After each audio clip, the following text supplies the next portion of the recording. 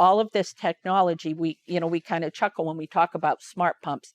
They're smart pumps, but they're not brilliant pumps. The brilliant pumps are the brilliant minds at the bedside.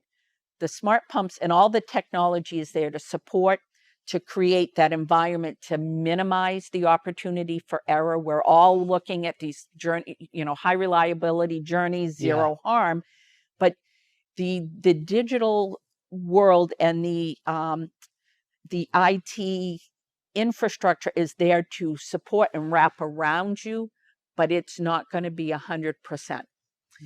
There's always a way that involves the human piece of what we do. And so we just have to figure how to continually wrap so that we are consistent and we continue to keep the patient the focus, and that we're in that zero harm journey. And how do we use all types of digital things to support that and minimize opportunities for error?